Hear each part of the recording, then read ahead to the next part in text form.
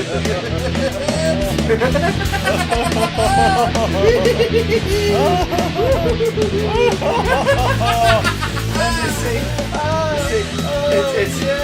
funny. It's funny because the Pikachu suggests that somebody's put their finger in it. And that's But where? it is a wholesome family fingering fun time. Yep. Speaking of wholesome family fingering fun. Yeah, this small animal that you've got on your sofa likes to chew on things. Yeah, Minnie, if you're going to make noise into the microphone. Say hello. Nope. Okay, it's just sniffing. Sniff it. Fine. Chickening it out. Welcome, one and all, or possibly just the four of you, to Big Damn Cast. Nerdy news, geeky gossip, and all the stuff that's fit to waste your time with, because we're all going to die one day. My name is Christopher Amorous He Alia Babwa. I am Matthew. Why would you sit at the one goddamn table in the entire cafe that I've not fucking cleaned? What is wrong with you? Watson. And we are the Parapod. So, coming up this episode, we are going to be delving deep into Pikachu, much like a finger, apparently. Yes, we're going to get our fingers into Pikachu. Yeah, very brief spoiler-free thoughts coming up, because we already did a spoiler-free review on the YouTube channel. It was on the YouTubes. Where were you? Did you not see it? Where were you, boy? And also, girl. then spoiler-free, spoiler-filled thoughts after that. Yeah, where are you, person of whatever description you feel suits you? Speaking of things that we feel suit you, news coming at you in a moment. News! Hefty, sweaty news from the world of pop culture. Hot news on it. Kicking off with, and we've not chatted about this, but we've individually seen it. So I want to talk about it. So, you heard of a film called Avengers Endgame? Oh, yes. It has been very steadily and very swiftly climbing towards the 2.1 billion mark? I think so, yeah. That currently James Cameron's Avatar from 2009 holds as its overall gross, meaning it's it is a very the highest successful motion picture, boy. the highest earning film in film history. Which begs the question: who watched it after 2009? Oh, Christopher. I think we've got an emergency here. Oh, what's happened? I think she's eating her own poop. Is that poop or is it a stick? I don't know. I can't tell. Oh my god! Well, whilst I'm looking at whatever this thing is, you tell the listeners. What is that? I hope it's a stick. That's not a stick. It's so a dried yes. poop from outside. Yay! Thanks for that present, Min. So while Christopher disposes of the dried poop, this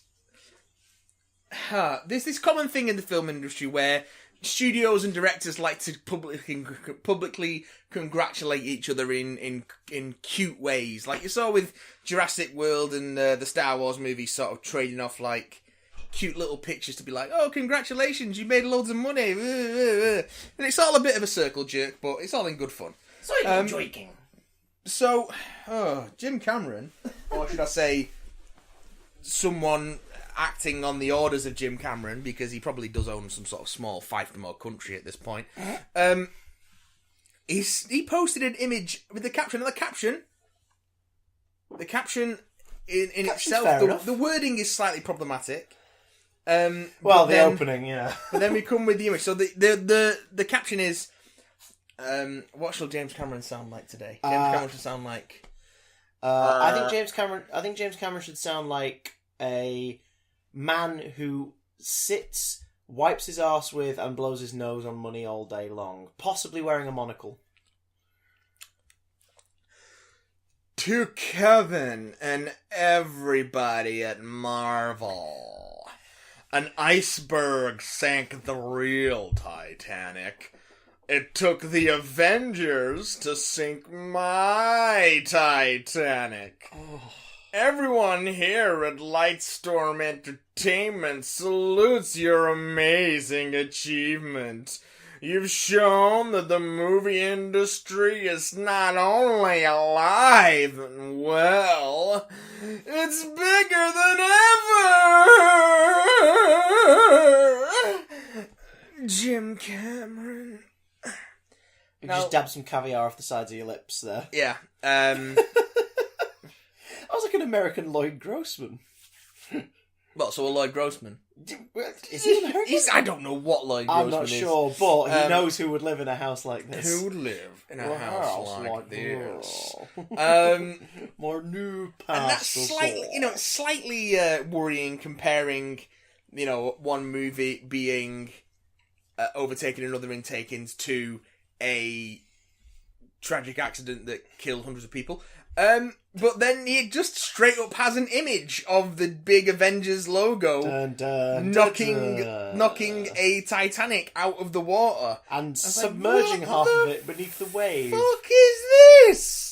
Yeah, the thing is, this isn't the first time he's congratulated somebody on outgrossing Titanic in some way or another. No, Titanic hasn't been outgrossed yet. No. Endgame was the first to do it. It's had, I think it was Oscar-wise, there was a thing where it pipped one to thingy, so he wrote congratulations to that studio.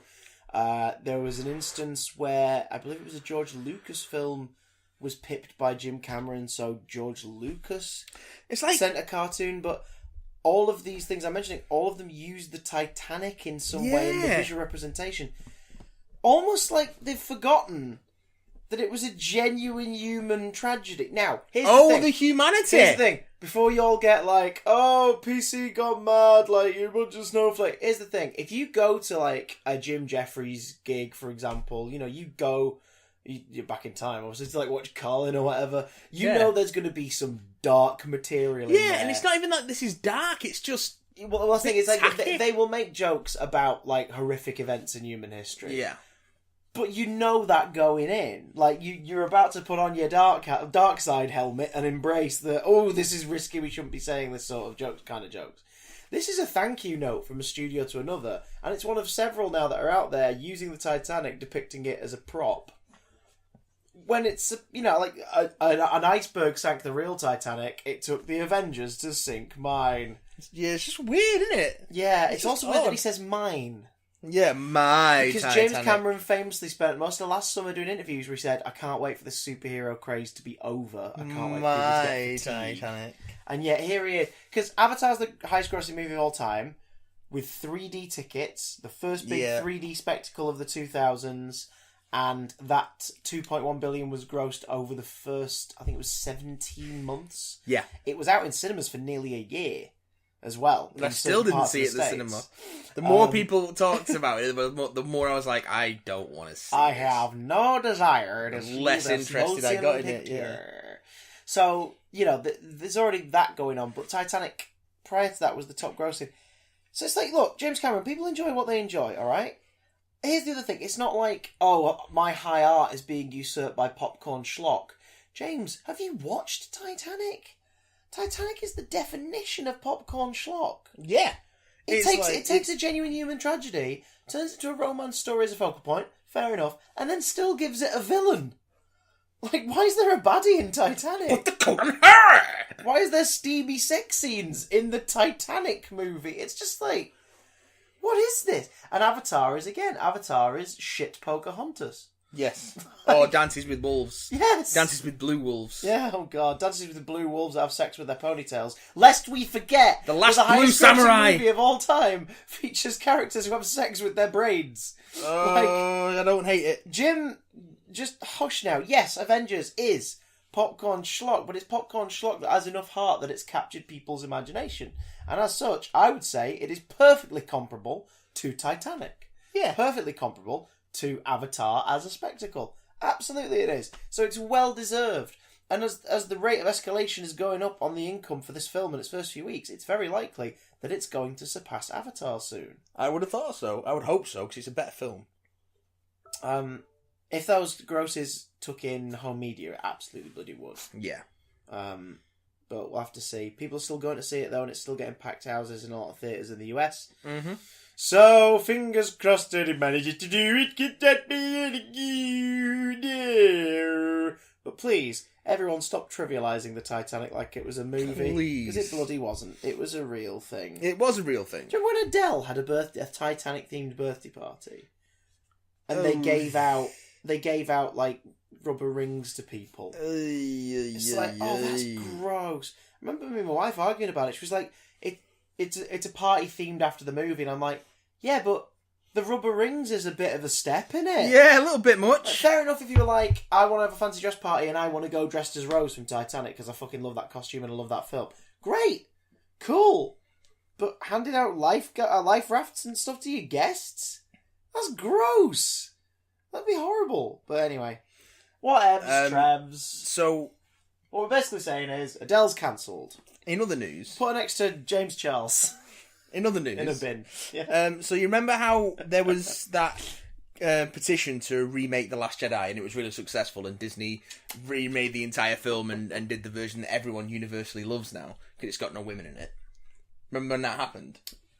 No, because we're living in the same dimension. Oh, right, yeah. but obviously it worked for some people because they've decided to do the same thing for Game of Thrones.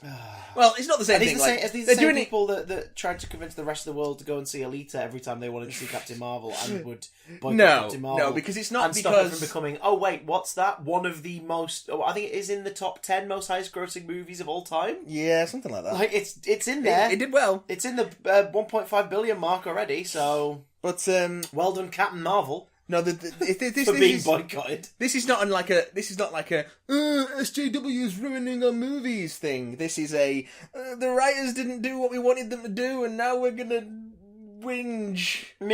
People are not happy with the direction that Game of Thrones is taking this season. Even you watched the latest episode, Christopher. Yeah. After I brought you up to speed with last week's 4-hour epic. And for the record, I'm quite enjoying what they're doing with Game of Thrones, but I see why people don't like it. But I think people are getting taking a little too much ownership of the material. It isn't yours, guys.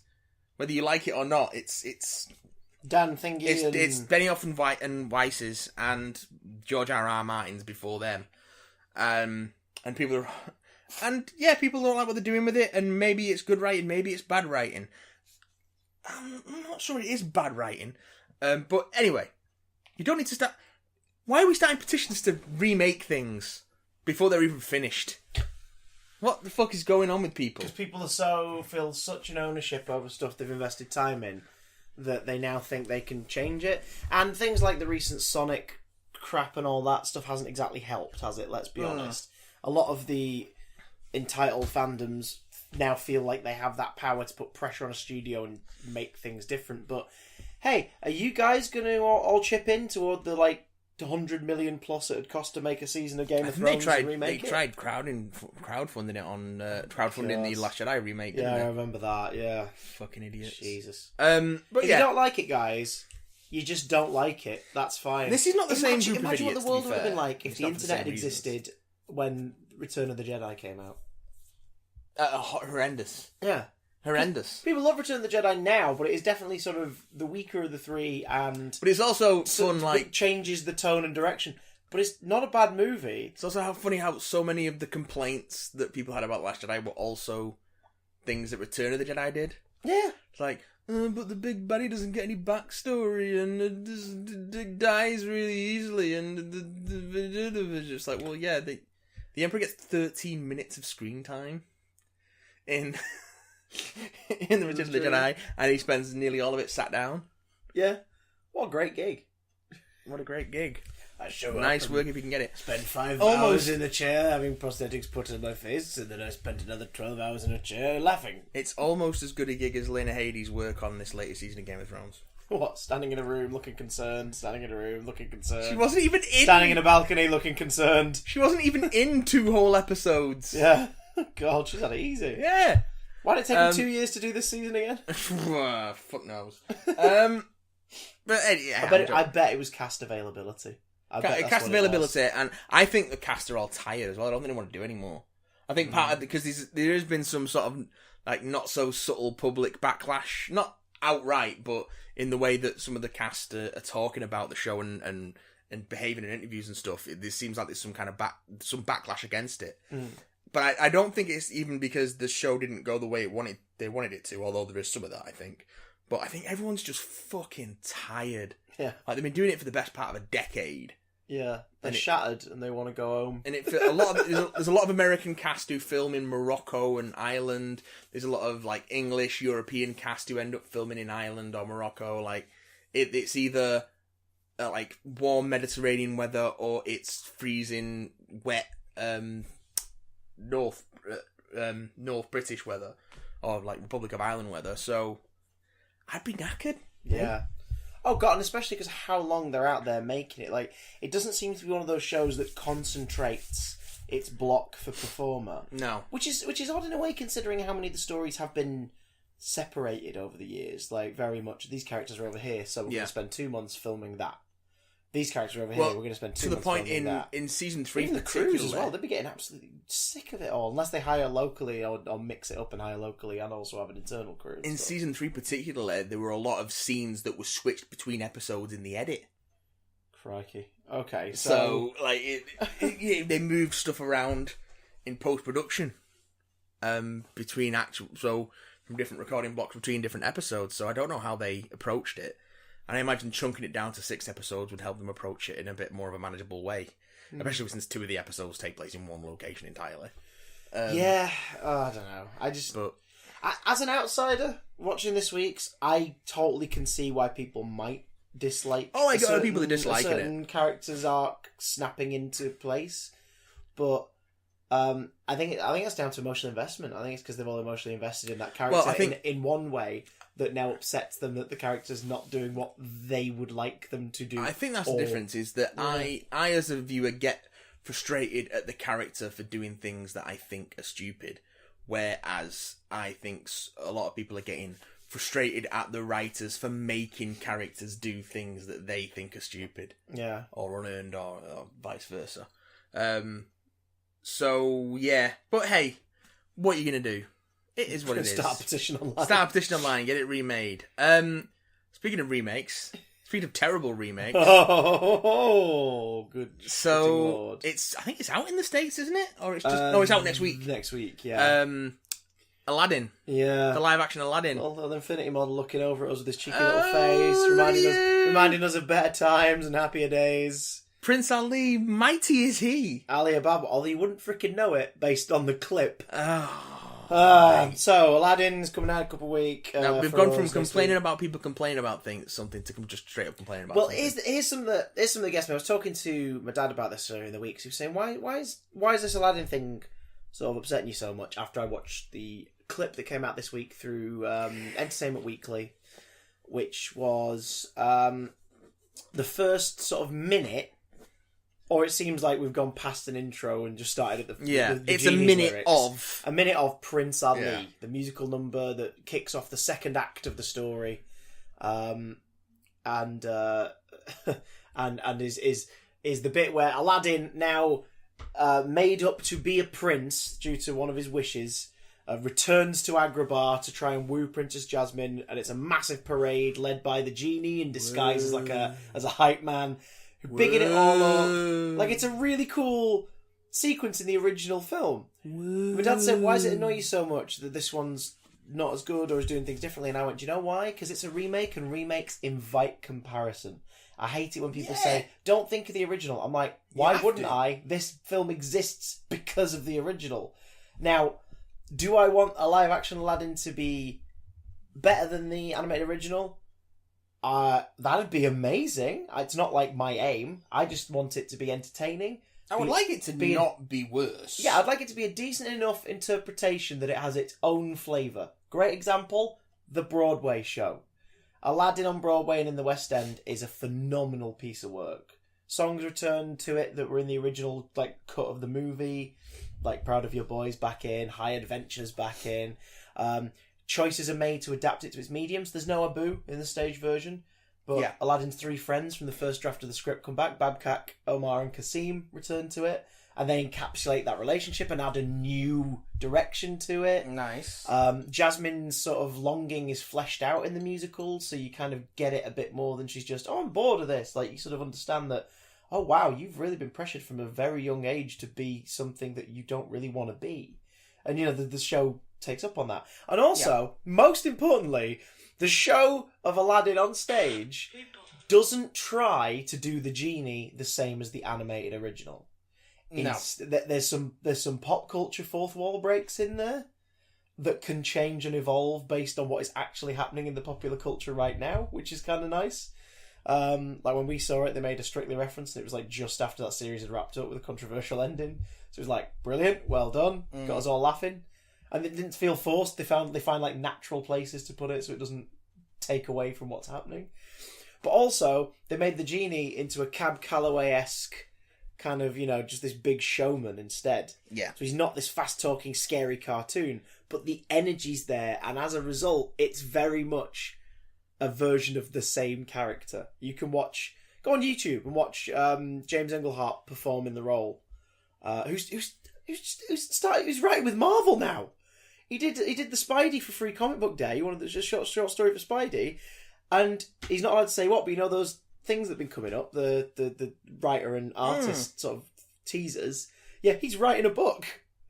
And he's not allowed to say what it is yet, but it's like, oh my god, Genie's writing a book! Because the guy's a fantastic musical performer. He's now in Hamilton in Broadway, so he's moved down the road. Probably didn't have to change apartment, just moved down the road. But go on YouTube and watch any of the previews or any of the Tony's appearances, whatever that version did from a couple of years ago. Yeah. His character is undeniably the same character that Robin Williams played in the animated film, albeit through a different lens. But it's definitely the spirit of that character is there. So in the exclusive online clip for Prince Ali from the upcoming live-action Aladdin, an auto-tuned Will Smith dances around a bit while Guy Ritchie doesn't know how to direct a musical number. It just feels so flat, doesn't it? It feels lifeless. Do you know what it reminds... Right, so auto-tune on Will Smith, which I was saying to you, wasn't it? We've been listening to Will Smith's singing voice we know what Will Smith sounds like. For nearly 30 years, and we know what it sounds like. So to hear it auto-tuned sounds weird. It is very odd. Aladdin's got a comical gold-digging friend. Oh. Okay. Agrabah looks like one courtyard in the shots that they use in this musical number. Like, that parade doesn't feel like it's a parade. It feels like it's all hanging around that one doorway. Yeah. The choreography is pretty lame. At least what we see of it in the way they've chosen to shoot and edit it. But worst of all, do you know what it reminds me of? Do you know what it... Tell me. Watching this clip, the thing that comes to my mind isn't Aladdin. The thing it reminds me of the most is the 2017 Beauty and the Beast.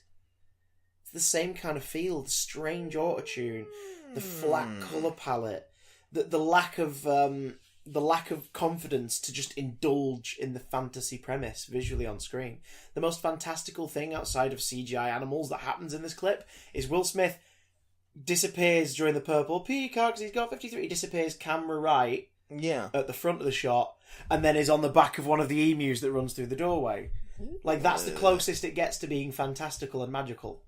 Also, Prince Ali looks nervous as shit. Yeah, it's just a bit... Which, again, like, that'll be a character thing. We'll have to see the choice. movie to get it. But the point of that song is it's the ultimate hype man song. Yeah. Like, the genie is being Aladdin's wingman in that moment. And is basically like, I'm going to show you off to that girl. And everyone in this city is going to want to either kiss you, adopt you, or fuck you. Like, everyone's going to see you and go, that is the coolest motherfucker that has ever lived. That's the point of that song. And that is happening to the people... Like, you see people reacting that way to him. Yeah, they've got a little nod to the three, like... the three... that seems like an overtly sexual reference, but that's what they're dressed like. The three harem girls, like, in the window in the original. Like, there's sort of a nod to that with a group of girls in the tower, like, looking really excited and waving at him. Nothing like a group of girls in a tower. Nothing to get your hot under the collar, like a group of girls in a tower. A pack of Rapunzels. But you know what I mean? Like, exactly like you say, everyone around them's like, yeah, oh my god! What's the collective noun for Rapunzel? A tangle. Tangle of Rapunzel. A tangle of Rapunzel? Yes. And a gaggle of Gothels. A blizzard of Elsas. Ooh. A bouquet of bells. A jingle of bells. Oh, surely. No, that's better. Surely. Yes. Surely. No, only if they're cosplaying as the Belle's Enchanted Christmas version. Okay. Which is awful. Much like this movie appears to be. I want this to be good, but every sign this film is giving us through its trailers, through its marketing, and now through this preview clip, is that it is just, like Beauty and the Beast, a kind of flat reinterpretation of something that worked so much better in animation. A bouquet of jasmines. That's really good. God damn it. But yeah, it does. In live action, doesn't quite sing.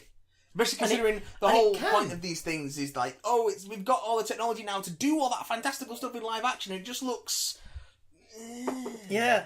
And again, but it's just the mood of the song, ultimately. I know Alan Menken was involved in this movie in terms of helping advise on some of the medleys, and he helped write a new song for it, much like he did with Beauty and the Beast.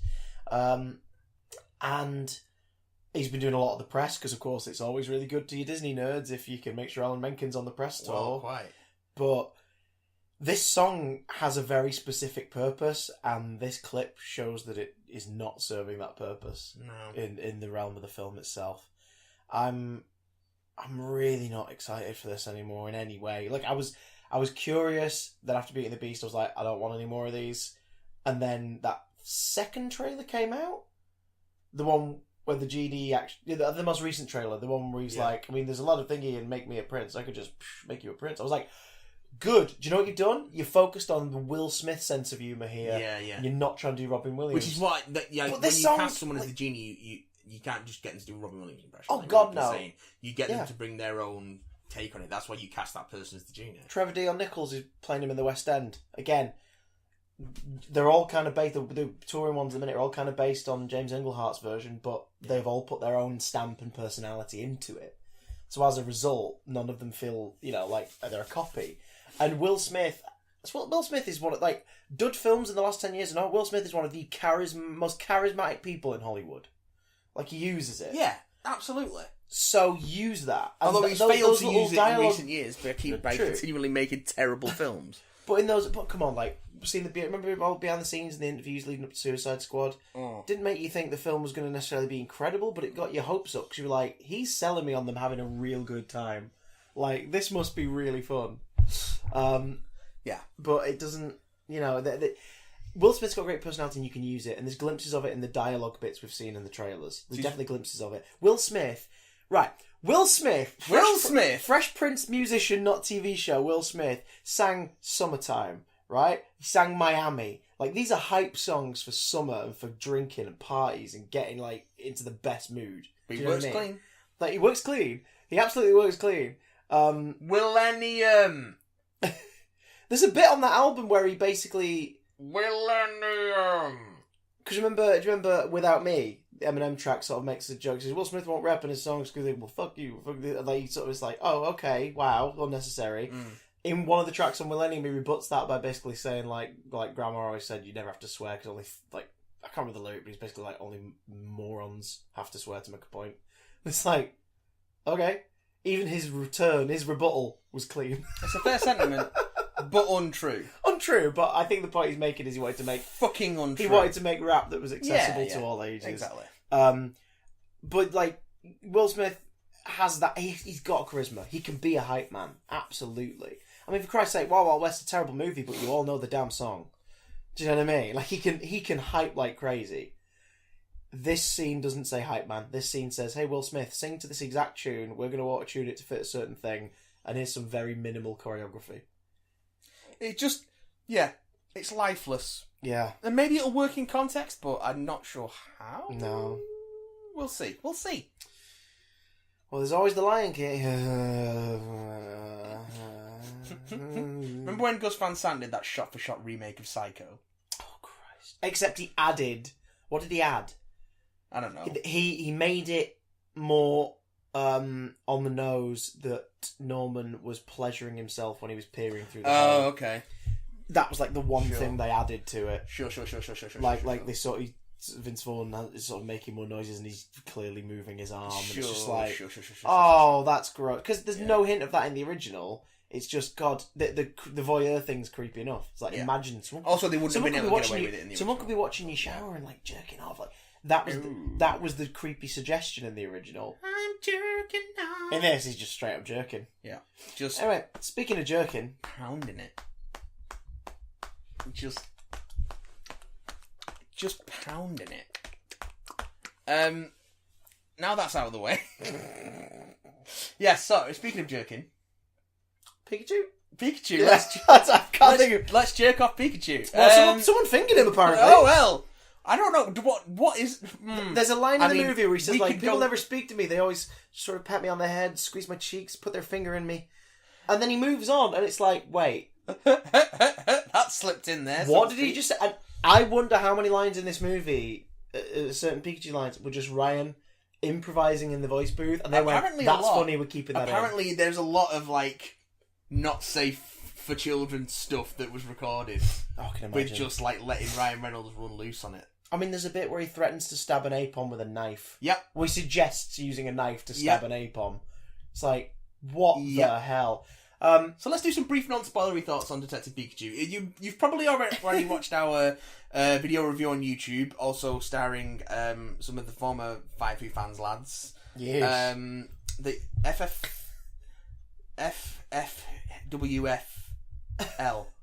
FFWFL. The Fwuffle.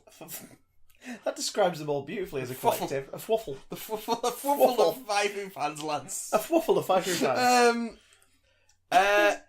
Yeah. How to sum it up? You dug it. I really dug it. I really dug it. I acknowledge that it is almost entirely unoriginal and pretty formulaic, but it attacks you with such joy and is made with such love for the world that it's building, and the world it takes place in, that it just made me feel happy.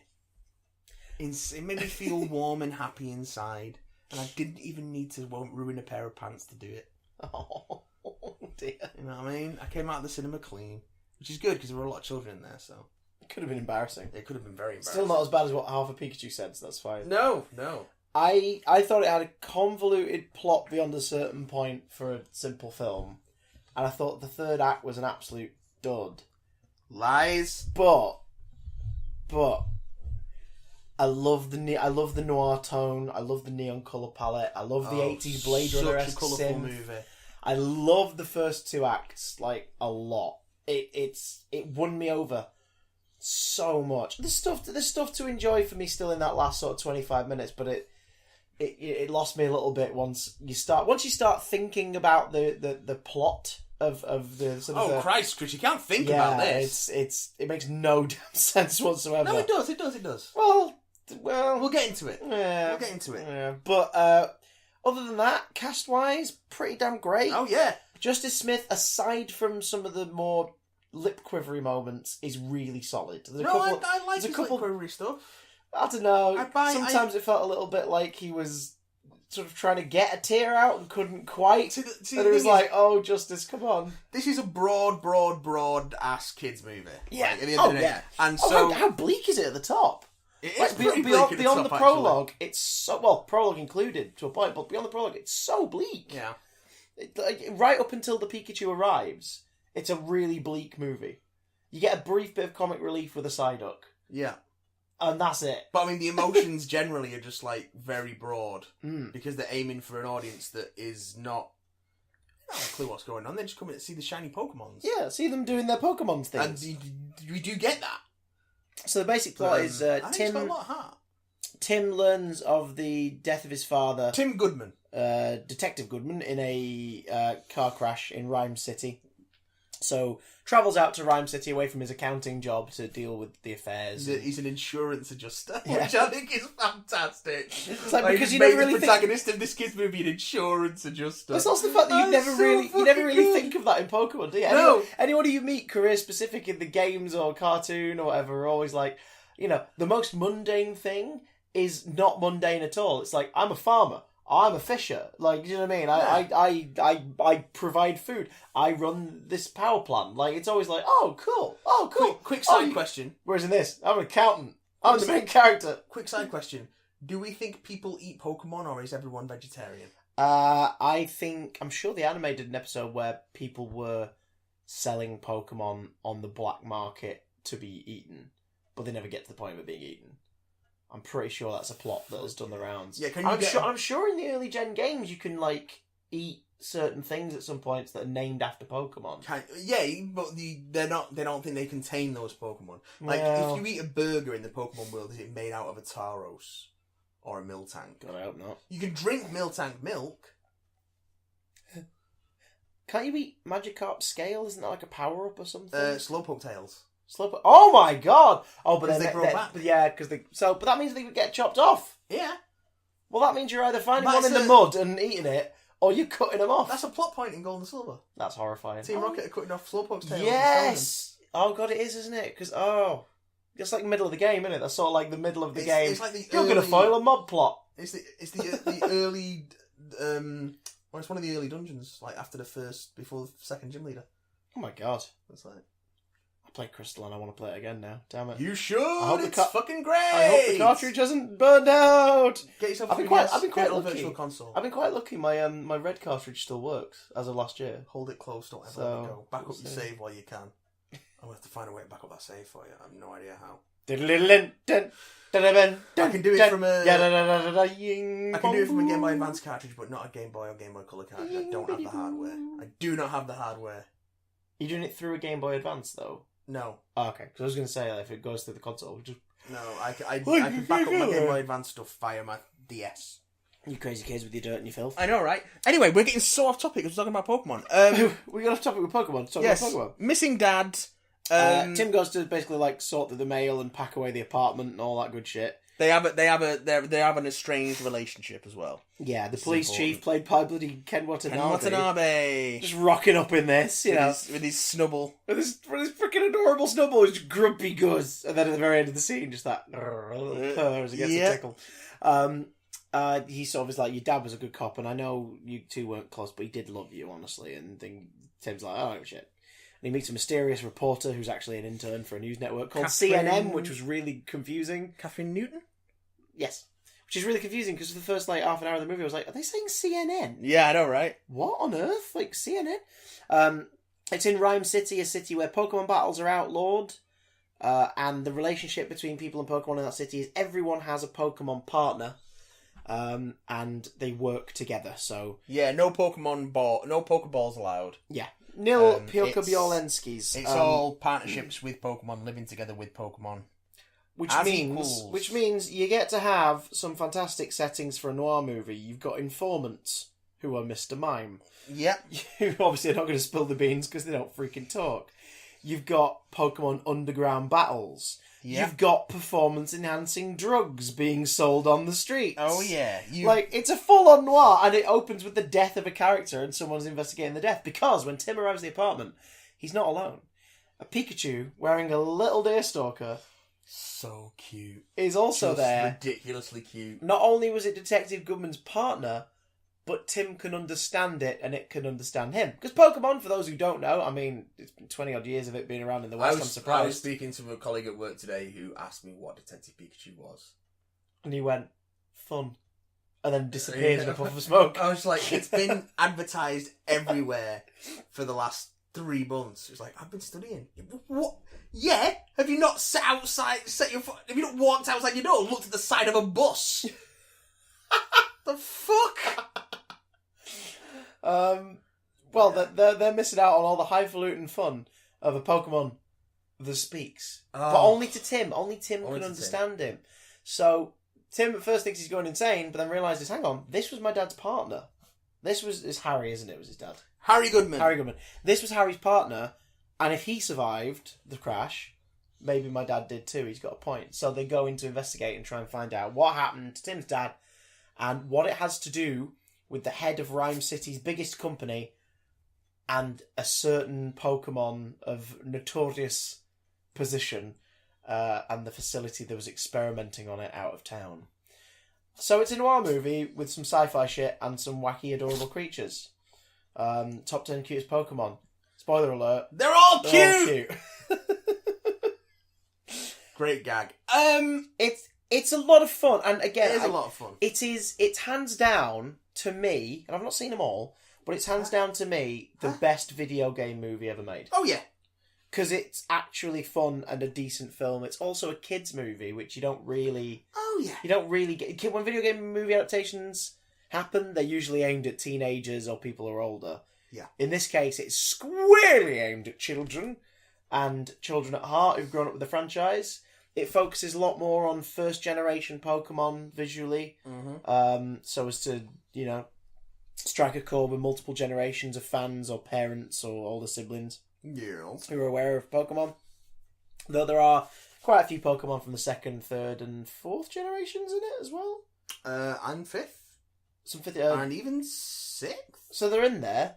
They're all about. There's probably, if we were to ratio it, there's probably like 30 from Gen 1, 10 from Gen 2, 2 or 3 from the preceding generations. I don't know if you can even break it down that much. There's about 60 Pokemon, and it's just a pretty good mix. Yeah. It's not just, they're not just going for all the old nostalgic favourites. So although pretty much all the old nostalgic favourites are in there. Your OG starters are in there. Oh yeah. But also some of the other gen starters and... Yeah. No Meowth though. Gotta say, I was a bit sad to see a lack of Meowth. We did get cat Pokemon, but no Meowth. Yeah. There was what's it called? Little black and white thing, isn't it? It's not Lipard. It's what evolves into Lipard. This is where I got lost with some of the later ones. I was like, remember. what are those yellow spider things running up and down the... Joltix. Okay, that makes sense. They're electric type spiders. I do not want to find them in my home. And they evolve into Galvantula. Oh, I hate the name already. Oh yeah. Does it still only have 4 legs? Yes. I can deal with that. I can kick them over if it comes at me. 8 legs, a little harder to sweep. Yeah, well. 4 legs, a little easier. Just take out one side and then bop it on the head. Emolgas, the little flying squirrel ones. Yeah, they're from Gen 5 as well. And they're also electric. It's what I noticed as well. I saw a few of these where you saw the first gen, the first evolution, and the 3rd evolution, but not the middle one. Yeah, I don't think we saw a Charmeleon. No Charmeleon, no Wartortle. We didn't see... There's another one. Oh, we saw Gengar, but we didn't see Ghastly. Or Haunter. Or Haunter for that. Haunter! As far as like the vocals go, they're more animal sounds, but the sort of the name cries are in there. And as you point out, it's because they're sort of a mix of animal noise and the Game Boy or DS sound effects. The sort of in-game cries are sort of more of the all that sort of stuff. They're more of the inspiration, but there is a bit of the voice in there. But to be fair, the anime is also very inconsistent with what Pokemon say what as well. Yeah. So it's not really a big deal. However, I can only give it 1 out of 10 because there wasn't a Squirtle in a pair of ridiculous sunglasses at any point. That's true. Many Squirtles... There was a Squirtle squad, but they weren't the Squirtle squad. Many Squirtles, no sunglasses. Do we get Pokemon battles, Matt? Yes. A bit. Do we get a Pokeball or Pokemon being caught? Sort of. Do we get to see any classic characters or locations from the games? Sort of. Is it an adaptation outright of Detective Pikachu for the 3DS, only available to play in 2D? Pretty much. Kinda. It's the same basic plot, but with a lot of characters streamlined and side plots cut. Yeah, which I think strikes as a perfect time to go into spoilers. Spoiler territory! Last chance, folks. If you want to know, spoiler-free conclusion, go have a watch. Don't rush out if you don't have the time. But all the same, if you're a fan of Pokemon, there is something in this for you. You will get a kick out of this. Let's list all of the Pokemon in order of cuteness and appearance. Spoiler alert. They're all cute. But they don't all appear. That's true. This was a very funny movie. It's very funny. Well, it was really funny. You have Ryan Reynolds in the lead. How can it not be funny? Now, He's not in the lead. He's may the be sort of thinking... supporting voice artist. Wait, title character. Title character. The title is actually Pokémon Detective Pikachu, not Pokémon Detective Pikachu. It's Pokémon Detective Pikachu. Because Japan. Yeah. If you're still here, that means you've already seen the movie, or you just don't mind spoilers. So, I'm going to say it now. I called Ryan Reynolds' on-screen involvement the moment we saw the first glimpse of Harry, and I was like, it's weird, they're not showing us his face or I thought that was what he's weird. going through. And then... That's going to be Ryan Reynolds, isn't it? it just hit me, I was like, that's going to be Ryan Reynolds. And not because I put 2 and 2 together with, like, why it would be. I just assumed, like, they're taking great lengths to not show him. Yeah. That's going to be Ryan Reynolds. Because he's the only person who I know is in this film that they might try and save for later. Do you know what I mean? Yeah. Like, there'd be no other reason to cover up someone else's face and then reveal them. Problem was, when that happened toward the end, it just felt like a Grindelwald at the end of the first Fantastic Beasts moment. It was just like, so? Like, why? Are you heartless, Christopher? Yes! Yes, I am! It was sweet. Yes, I am. I had to watch a shitload of Loudreds warbling. Oh. Did you know the effects team had long So many conversations Loudreds. trying to figure out where their organs would be?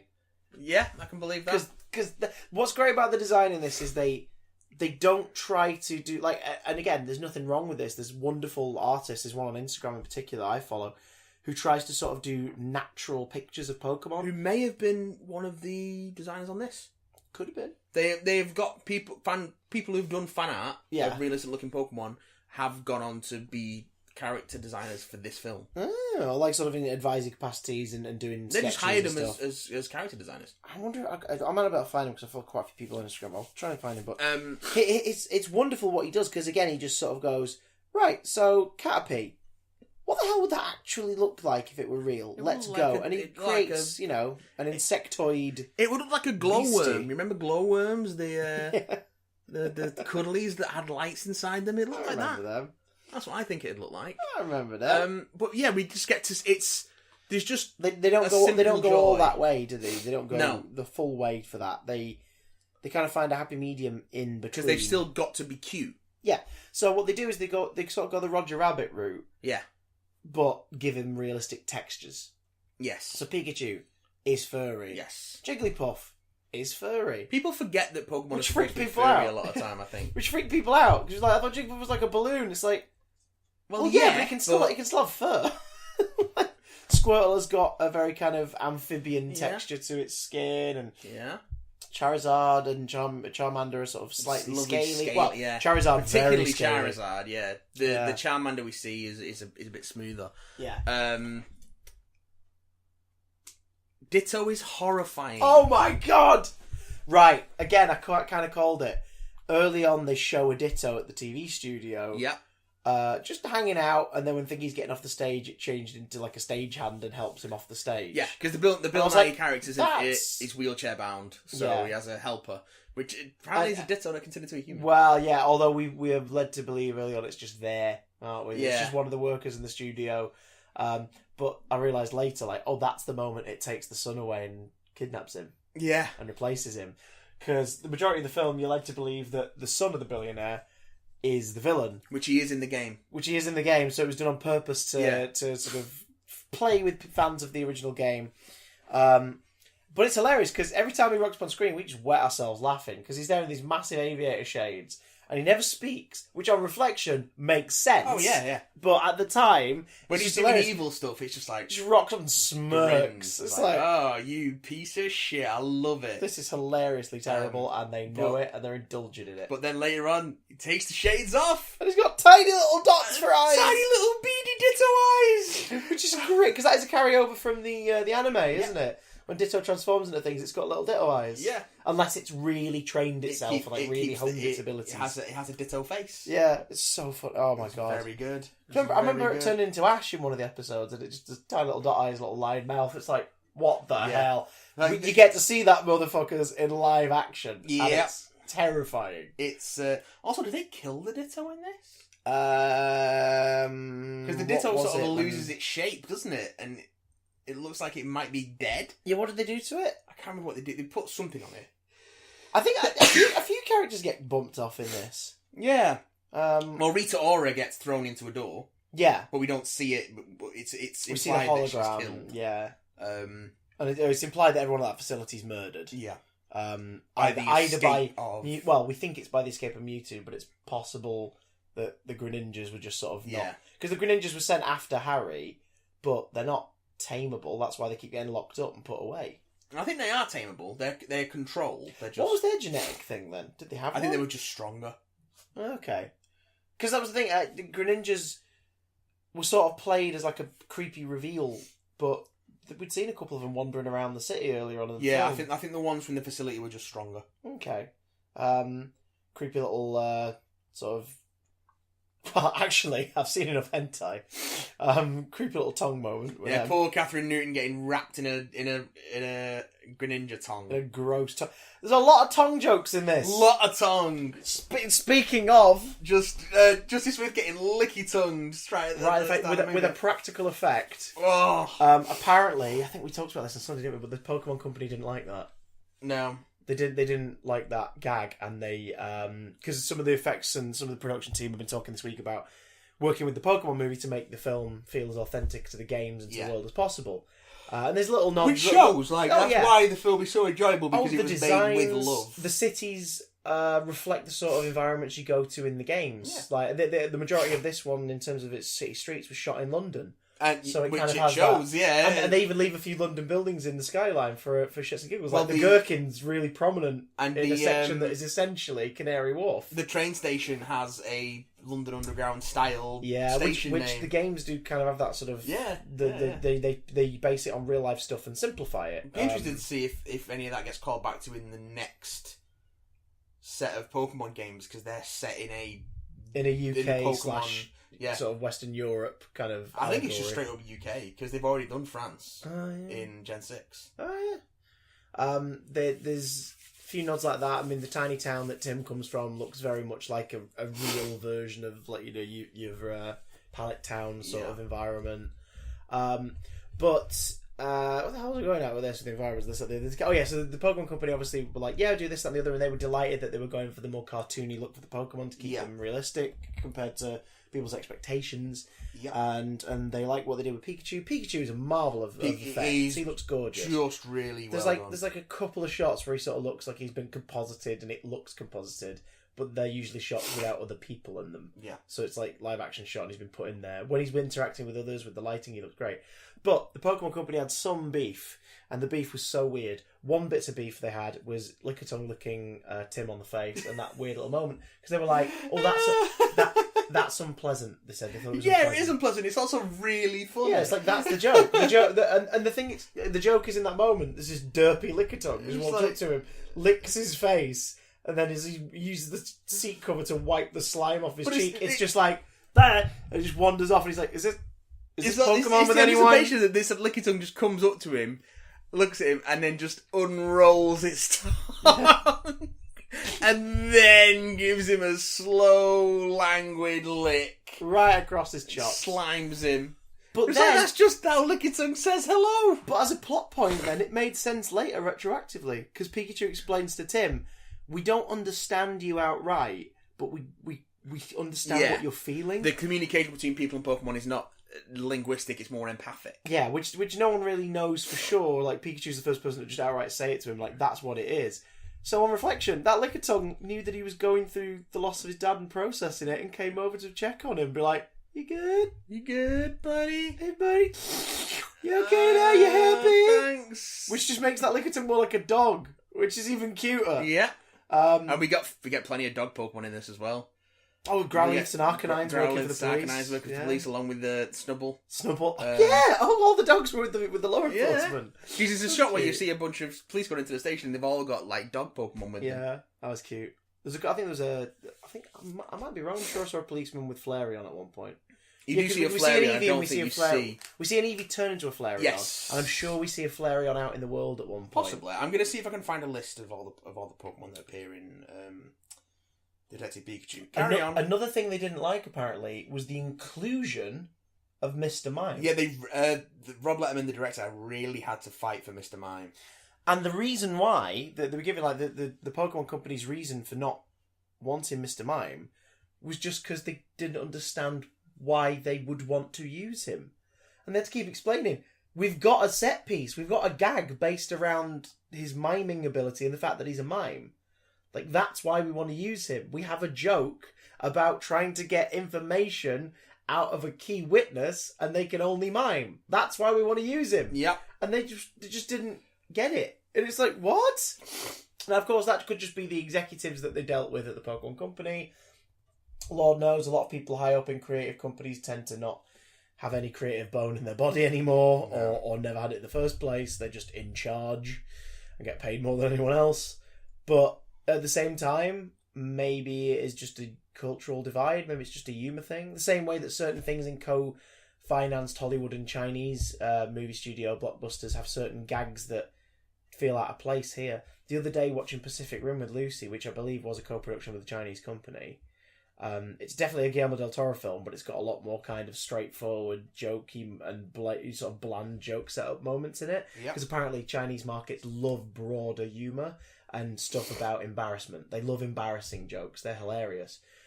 There's a scene in Pacific Rim which is almost exactly the same as a scene in The Meg, which is our Asian protagonist catches the male Western protagonist getting changed.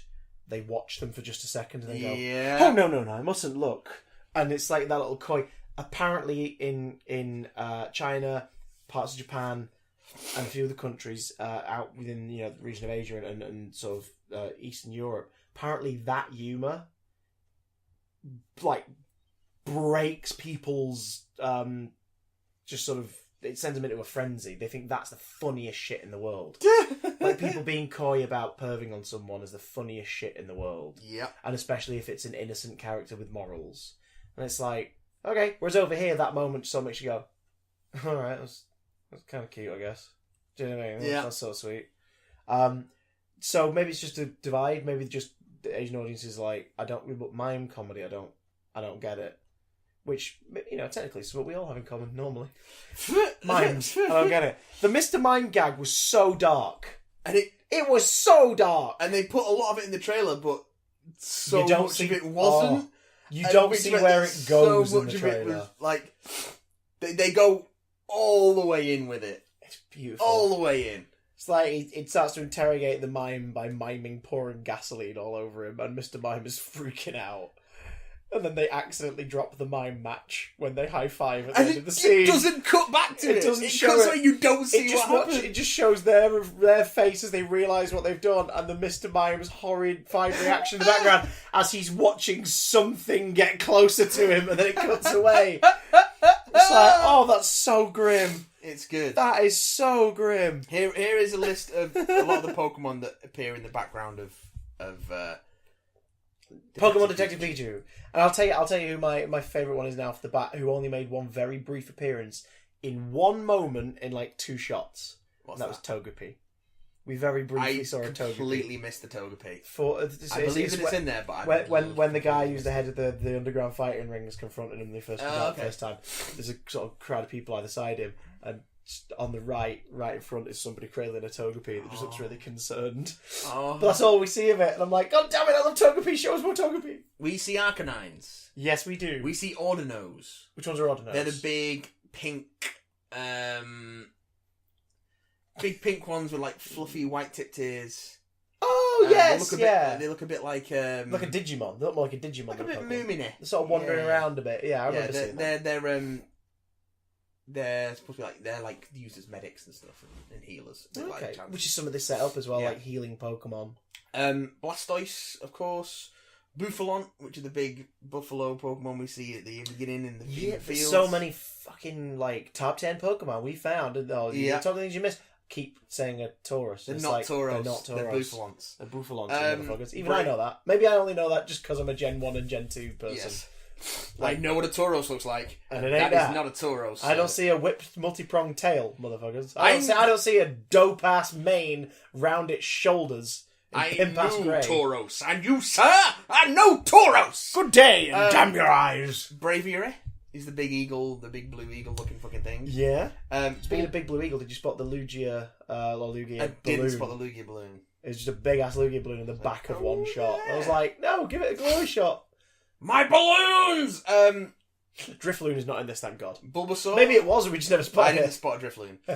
Bulbasaur, a pack of Bulbasaurs were adorable. Pack of Bulbasaurs with the little chirrupy sounds. Oh, the little one that didn't quite catch up and then just trundled up to the rest of them. That got a collective awe from a room full of grown adults and 4 children. Charmander, obviously. He's helping the street chef with his flamey tail. Yeah, he was. This one was a tricky. I didn't spot this one, but apparently Comfey's in there somewhere. Who? Comfey is a little. Oh, thank God! Comfey. I thought you said something else. Or Comfey. It's a play on comfort and fey, as in fairy. So okay. It's like a wreath, a flower wreath, but it's also a fairy. So hang on, they're really small. Yeah. Yeah, when the Bulbasaurs were leading them to the thingy. No, they were those like mushroomy things. The mushroom ones. But in the foreground of one of the shots in soft focus, there were sort of like little flower chains that'll be flowing around on their own. They're like flower chains. Yeah. They're a Gen 7 Pokemon. I think they're probably the most recent one that's in there. Hot diggity. Dojuo. Yeah, they're literally in that one shot. Yeah. Yeah. Dojuo was it? There were quite a few Dojos. I'm sure there was a Dodrio in there as well. Possibly, but it doesn't. I'm sure. Dodrio as well. I'm sure because the Dojo was wandering around in the field and stuff at the beginning.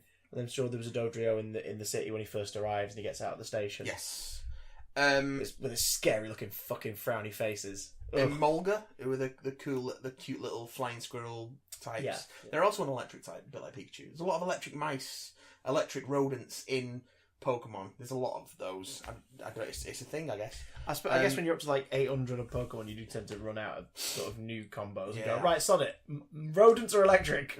That's a rule now. Flabebe, which are little fairies that ride on flowers. Yes. So, Gengar, obviously. That was cool. Yeah. That was very cool. Cool Gengar. We never really got to see it solid at any moment, but it was cool to see his gnarly little face in a spiky purple cloud of death.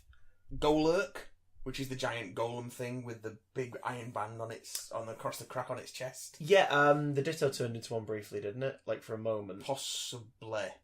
But you see I'm thinking of the. You see one working as like store security at one of the buildings. Yeah, yes. There's one. It's a crowd scene where it's like walking, it's towering above everyone. Yeah, I remember it now. Yeah. Growlithe, police dogs, obviously. Gyarados in a great gag. I forcibly evolved the Magikarp, like kicking it. And it's the fact that the Charizard wakes up from the the high of the narcotic, and then like has almost that look on its face, like what was I doing? And then it looks up, sees the Gyarados, is like, what? Why is this happening? and then they'll get washed out of the building. And then it does the sort of almost dog-like. The what do we call it? Submissive behaviour. Yeah. Its head down. This giant sea serpent blasts everyone out of the room with a water spray. Jigglypuff. See it lulling someone to sleep in the cafe. Yeah, and looking really annoyed that he's not listening to it singing. Yeah. It's like, you're singing because we're asleep. Joltik. The little electric spiders crawling across power lines and all that kind of thing. Krabby. There's a Krabby in there somewhere. Didn't spot the Krabby. Licky Tongue, obviously. Loudred being used as living speakers at the Underground Battle. Apparently that DJ's a real life DJ and he was playing himself. I think so. Which really confuses me. Also, I don't know if he's playing himself, but he dubs himself in his native language dub.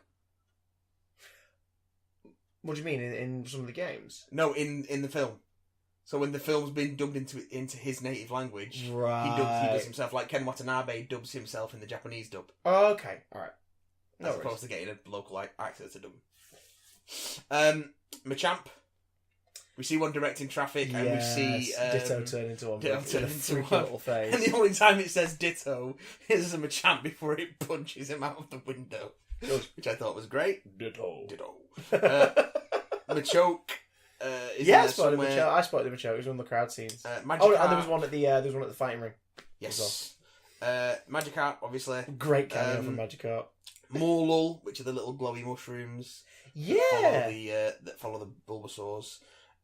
There's a late episode of the anime. We're talking like recent years with the Morlul. It would have been because they're. It's like the one I've seen where they basically like brainwash everybody in the school to suck their energy. Ooh. And then it's like, oh god, that's sinister as hell. And then in the end you find out that because Ash basically sacrifices himself to them before it reveals that it's not killing anyone, it's just taking their energy and making them sleep, and they use it to grow a tree, and the Morluls on that tree evolve into whatever's next. Nice. And at the end everyone's like, oh, that's all they wanted. And it's like, I'm sorry, that was creepy. Why are we all happy? That's the thing. Morluls, everybody. There's an Octillery. So that's in the market. It's the octopus. Yeah, is that the red one? Yeah, the red little pouty mouth. Yeah. You see that in the street market scene. Panchams, which are the little pandas. They're cute as anything. And then Pangoro, which is the big one. Yes, that was cute. The fact that you see a couple of Panchams climbing over the Pangoro, and one falls and he just catches it. Yes, like a knackered dad with 20 kids. It's very, very cute.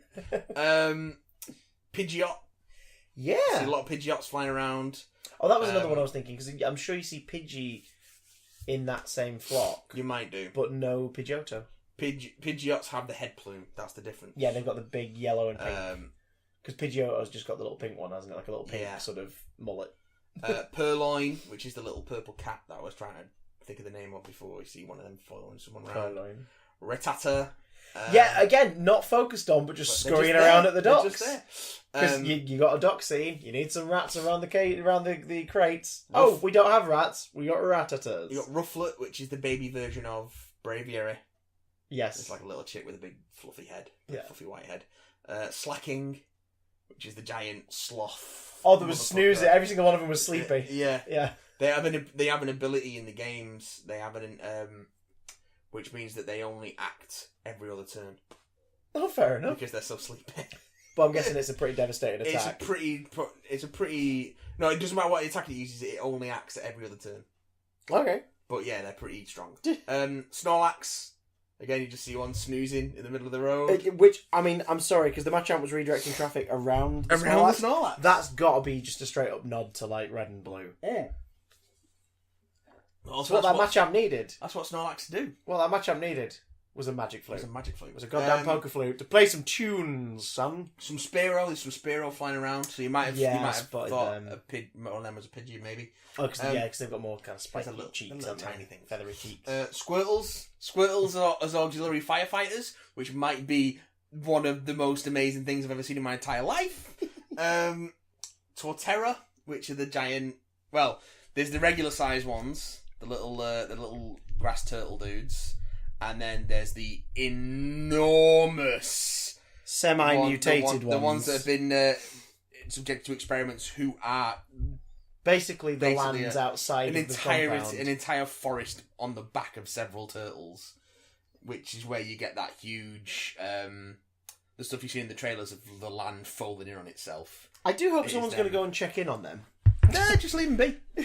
just even if it's just bring them some food. I don't think they need any. They just sit there and photosynthesize. They're a grass type. Yeah, good point. They're the final evolution of the 4th gen grass starter. Trico, 3rd gen grass starter. Little green lizard. Green lizard which is on the inside of someone's window. Also, it's the superintendent at the building. Yeah, and it's also asleep. And Tim knocks on the glass, and the Trico just goes, "Huh?" Looks back at the guys like, what? And just falls asleep again. Yep. Like, great. You got a Venusaur in there. Yeah, that was in the market. Yep. Yeah, just meandering about in the market between two stalls. They put Weavile down here, but I think it was a Sneasel. Oh, there was a Sneasel, yes. Yeah. I think they're getting confused between Weavile and Sneasel. Yeah, I remember seeing Weavile's the evolution of Sneasel. Yeah, it was definitely Sneasel. I remember seeing Sneasel. Weavile's got that got like a Aztec-esque crest. Yeah, whereas Sneasel just got the little feather one. Female Sneasels have got like a little feather. I think males have them as well, but it might be different size. Yeah, but it was definitely a little feather plumage, not a full-on crest. Also, Wurmples apparently were crawling around somewhere. Did that list mention Apom? No, that was just the background. Oh, there's the background ones. I was going to say, there's a few missing on there. The ones that get more to do with your sort of principal Pokemon are your Greninjas. Yeah, who are, they're like a, 5th gen? They have 6th gen water starter, final evolution. They're freaking terrifying. Yes, they're also the best starter of that generation. Fair enough. Cubone. Tim tries to catch a Cubone at the beginning. Oh, that was so cute, and I love the fact that they just blatantly alluded to all of its Pokedex entries without spelling it out. It's wearing the skull of its dead relative on its head. And it's weeping, because one of the Pokedex entries describes them as always crying. They're lonely. They're always in mourning. It's like, oh my god! This is depressing! It's that guy, I can't remember the name of the actor, but he plays Dupinder in Deadpool. Yeah, that took me out of the film for a moment, because I was like, wait a minute. Train a friend who's like, you should have a Pokemon, Tim. Because he was very anti-Pokemon, because he had he was into it when he was a kid, but when his relationship with his dad broke down, then he just kind of moved away from it. But yeah, so they tried to get him to capture a Cubone. It doesn't go well. Beats his ass. Also, we actually see the destructive power that a tiny Pokemon like Cubone can visit upon Tim. It's like that wide shot when it first starts chasing him, it just cuts to Tim running, and Tim is clearly like 14 times the height of this Cubone. Oh yeah. And it's just ploughing after him. Oh yeah, screaming in this tiny little pitch, like waving its arms around. And after it like blows the ground up with its club, it starts laughing at him, which is great. It's like, you're a dick. Screw you, human fool. There's a really gnarly Charizard with its facial scar. Which is quite cool. Yeah. And then it gets hopped up on R, which is the experimental drug which is fucking Pokemon up. I don't know if it's R in the video game or not, because I think that is part of the plot of the video game, I believe. I believe so, but I'm not sure. But that R was totally a purposeful red herring to get old school fans excited. It's Team Rocket!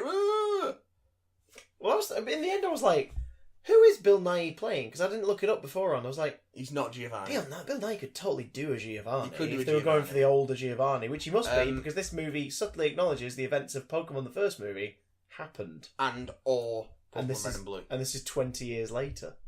Because the only thing it acknowledges that happened is that Mewtwo escaped from captivity in Kanto 20 years before. So of course, that's in the game. Yeah. Red and Blue. Because after you defeat the Elite Four, you can go and find Mewtwo, can't you? Yeah, after he's escaped and taken up in the cave. Because you visit the lab that he escapes from in... what's the name of the... Cinnabar Island. Oh, shit, yes. The old mansion is the lab where Mewtwo was created, which is now derelict because that's where he escaped from. God, I love those games. Ditto! Amazing Ditto. Faster than lightning. Very good. Mr. Mime, Apom. They get little Apoms living in outside the apartment building, and then one of them accidentally gets hopped up on her. A bunch of them accidentally get hopped up on her. And look terrifying. They had the terrifying Apom attack. And that is apparently from the game. Like, that is like the first interaction between Tim and Detective Pikachu in the game, is they meet and they get attacked. I don't know if the character's called Tim in the game, but like, they meet and they get attacked by Apom. Yeah. Like a little pack of Apom. A bouquet of Apom.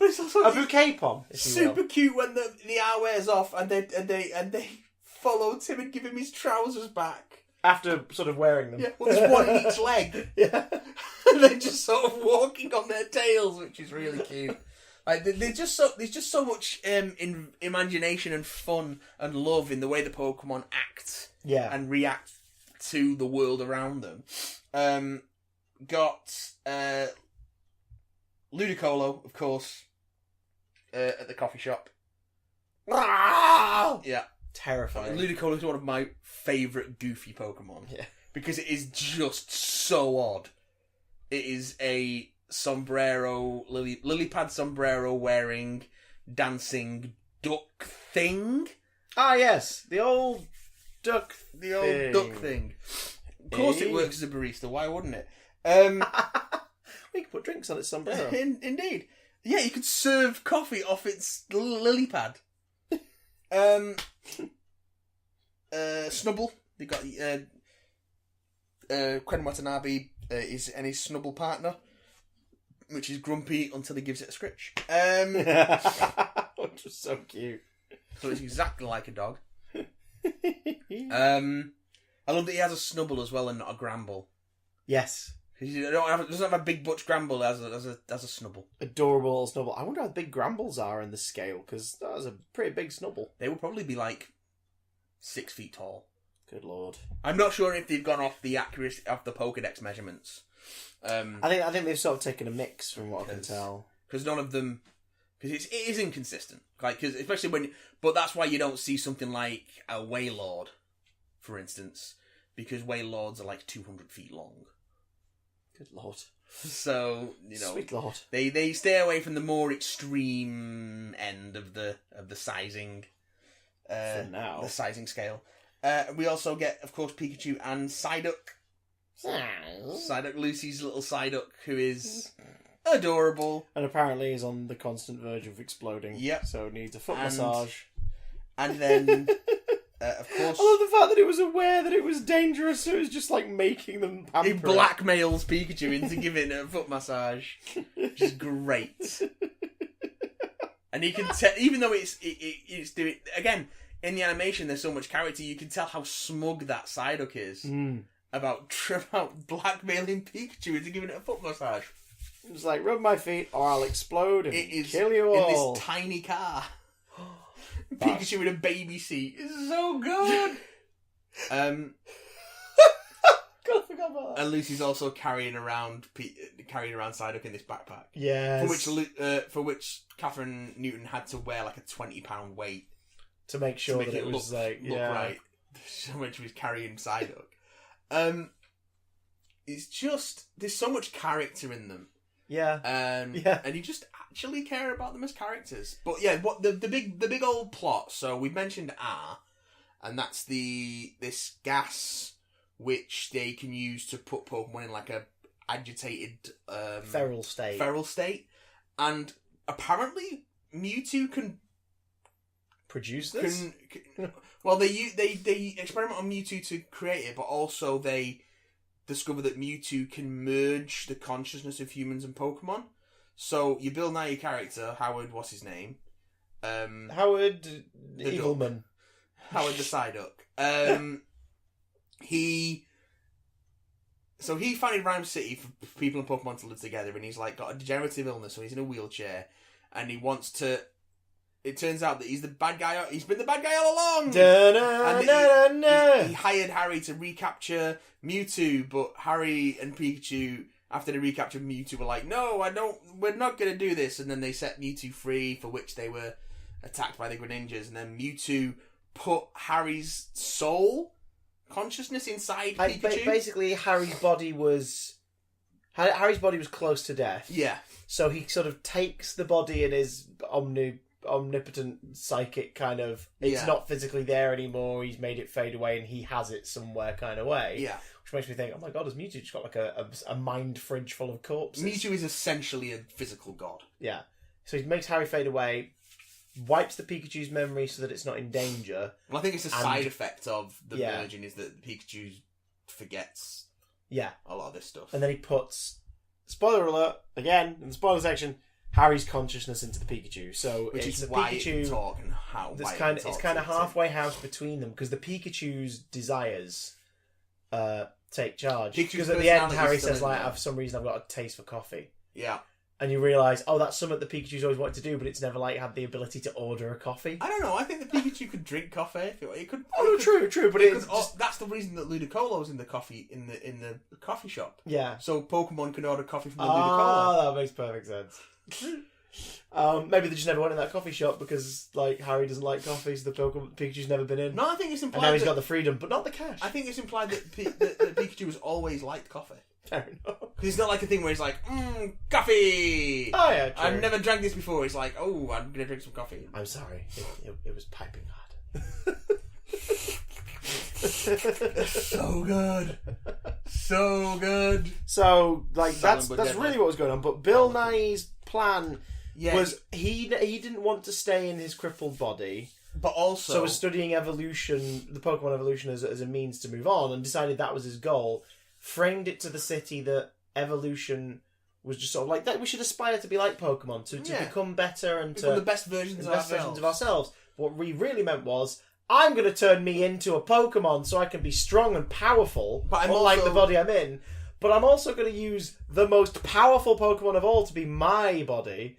And I'm going to make the rest of you Pokemon too, because I'm crazy! Yeah, it's like, people and Pokemon should live together in harmony, so let's just make them all the same and put people in Pokemon bodies and what? Madness.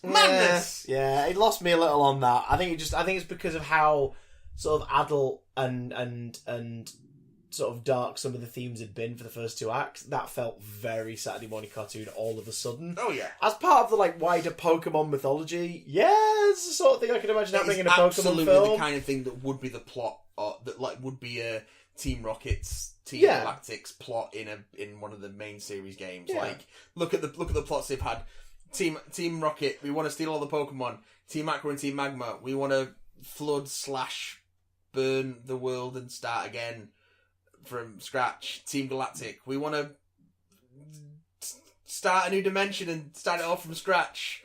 Meanwhile, in the anime, we want to steal that Pikachu because it's kind of dope, we guess. There's an awful lot of like, we want to destroy the world and Jesse start and James over again. Were fucking pathetic. They were not very good, were they? What was the point in them? Why did you only keep them on? Who would you cast as Jesse and James in a live action Pokemon movie?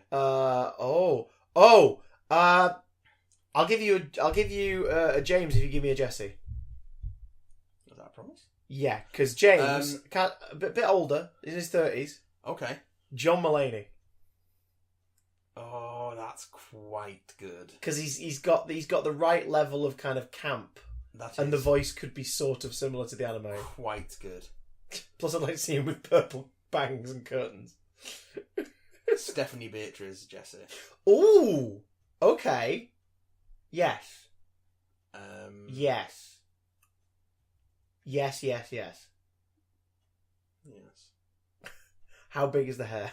So big. It's just not a version of the hair. So big. And who's the voice of Meowth? Nathan Lane. Danny DeVito. Danny DeVito as Justin. He's finally gonna Danny DeVito as Justin. Well, after this movie, that Pikachu doesn't talk anymore. No. So if something were to happen that would give it a voice in the future, nothing says it can't be Danny DeVito. We are absolutely getting a sequel to this in some form. I don't think it's going to be Detective Pikachu 2. Yeah, I don't think it's going to fall. It might have Tim in it. I would. I wouldn't be surprised if it was Tim and his dad's Pikachu were in it. I wouldn't be surprised if they were in it. So you could have that all-encompassing general public's awareness of Pokemon image of young man with Pikachu on his shoulder. I wouldn't be surprised. But I don't think it'd be Detective Pikachu. If it were me, I would have it as... Tell a different story from a different region. Lucy Stevens, Intrepid Reporter. Because that gives you an excuse to travel. Yeah. Oh my god, do a Nancy Drew. Have her be the main Nancy character. Drew of Pokemon. Yeah. That'd be great. And then Psyduck gets to stay in it. Yeah. Oh shit, that'd be really good. Yeah. And you could bring Harry and / Tim and Pikachu back for shenanigans and help. Where would you put it? Also, because those two are probably dating now. Probs. Don't think I'm not afraid to hit you just because you look like the girl I'm attracted to. I'm really good at being alone at night. That was very good. There's some dirty ass lines in this. Yeah. It is, they get a lot of crap past the radar in the best possible way. It's just so much fun. I like Mewtwo's. The choice of voice for it was a male and a female performer. Yeah. Sort of blended in together with some electronic enhancement on both of them. And then Bill Nighy on top when he's possessing. That was creepy. I mean, you want to talk Sonic creepy with his teeth. Mewtwo talking like with his mouth was creepy as sin, especially because he has little human teeth. That didn't sit right with me, but that's because Mewtwo to me is so much... Well, Mewtwo is a genetically engineered abomination. Like, that's what he is. Yeah. It's true. He's meant to be an abomination. Yes. Yeah, that's true. That's a good point. Yeah. He looked great. The design of him was great. But he was, I think, because he started talking with... Even though Pikachu obviously was doing this whole movie, because Mewtwo started talking with his human teeth mouth, he was the only one to me that stood out as, oh, that doesn't sit right with me. Yeah. Whereas Pikachu did, but I think that's because he's got like a tiny little rabbit mouth. You don't see his little teeth. Yeah. He's not a rabbit. He's a mouse. He's a mouse, but he's got a rabbit mouth. Yes. That is the mouth of a rabbit. His little nose. And the dreams of a rabbit. His little nose, but his nose is like a little dog's. A little wet nose like a dog. He was adorable. Oliver was like, we should develop some kind of saddle when he was on Tim's shoulder. And you're like, yeah, you should. I mean, the way Lucy looked in their explore out toward the facility, she's basically dressed as one of the Game Boy characters, or like a Pokemon Go trainer. Yeah. It's just loads of little nods that we get to sort of see a glimpse of the world of Pokemon we know in the exposition and, as a result, kind of clunky video on the train setting up Rhyme City's history.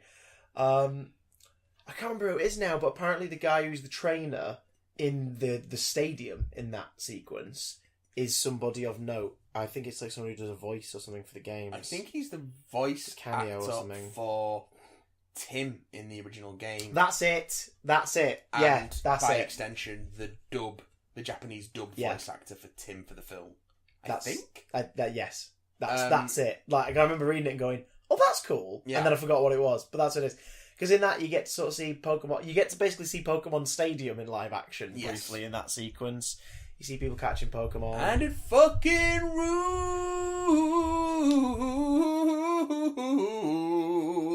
I like the opening the end credits where it's basically sort of a generation by generation visual celebration of how the games have looked over the years. Yeah, like the characters start looking like the Game Boy game and eventually turn into like 3DS style character models. The Ken Sugimori style designs for all the characters, which is great. Which is super cute. it ends on da da da dun dun da da da da. And we get a bit of the anime theme tune. Right. In universe. At first, there's a beautiful Easter egg. Just during the big announcement video from the Bill Nye character, like underneath it, just ba ba bam da da da da da da da da da da da. And it's like, oh cool, they put the theme song in there. That's sweet. Yeah. And then acknowledgement that the theme song exists in world somewhere. Yeah. Because Pikachu is lonely crying, singing it to himself as he wanders slowly back to Rhyme City from the countryside. Think about it, why wouldn't... In a way that... And then they went, fuck it, that's staying in. Why that's wouldn't too funny. the Pokemon anime or a version of it exist in a Pokemon Oh, universe? exactly. There'd absolutely be cartoons about Pokemon in the Pokemon universe. In fact, hang on, when you're looking at the TVs and stuff, in the later games, doesn't it acknowledge, like, other Game Boy properties? So why wouldn't there be, like... Pokemon-esque games about Pokemon in the Pokemon world. Sort of. I mean... Because the Super Nintendos... All the protagonists... The Super Nintendos in the Pokemon games. All the protagonists have the then current Nintendo console in their room. Yes, yeah. From a SNES in... No, I think it's an NES in the original Game Boy ones, all the way through to... Yeah, it's an NES because it's a Super Nintendo in Gold, Silver and Crystal. No, it's an N64 in Gold, Silver and Crystal. Is it? I think so.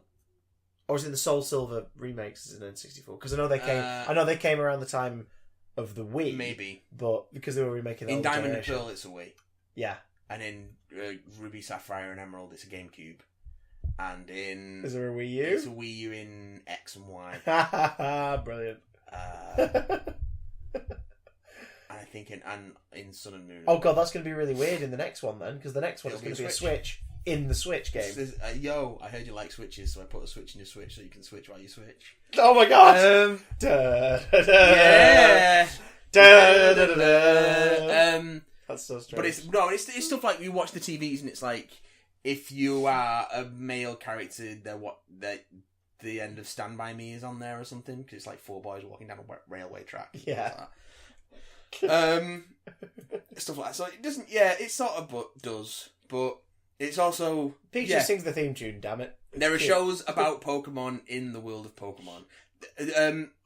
Tim has a collection of Pokemon cards. Yeah, which you don't get a big close-up, but it's like, but I recognise those binders, I recognise that layout. And I think you can see the back of the cards in some shots. It's just so full of good. It's so full of good. It's a lot of fun. Like I said, I wasn't blown away, but I still had a really fun time. And I think the best way for me to sum it up, for me personally, is I ain't pursuing it when it comes out.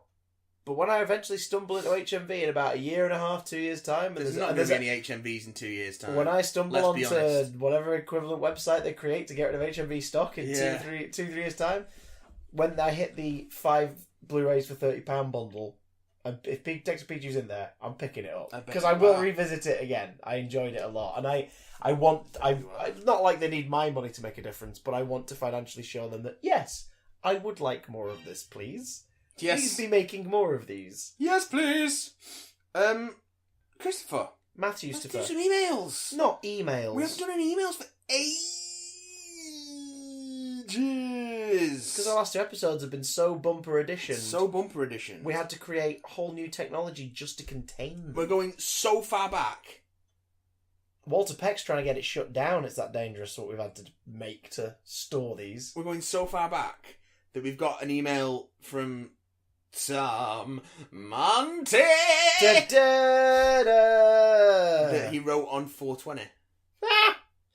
But did he blaze it? Nearly a month ago. Did he blaze it? We're sorry, Tom, that we're only getting to this now. We're not sorry, Tom. Life's too short to be sorry, Tom. Well, that'll come up later.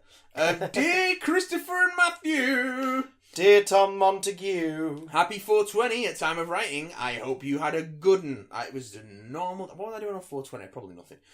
Sorry I haven't written in recently. There were no big or dank consumptions on that day. No big dank consumptions. Sorry I haven't written in recently, but I've been studying for my end-of-year exams. How dare you! How dare you put your education before listening to 2 idiots talk on a podcast? But it's all good because once I've finished, I've got 4 months off. You jammy bastard! So we've had Game of Thrones Season 8 Episode 1 at time of writing. Matt, what were your thoughts? Chris, have you managed to catch up yet?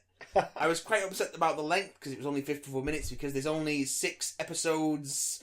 But I was impressed at how much they got through. Also, since you'll read this email once episode 2 is aired, maybe in episode 3, or even 4. How about 5?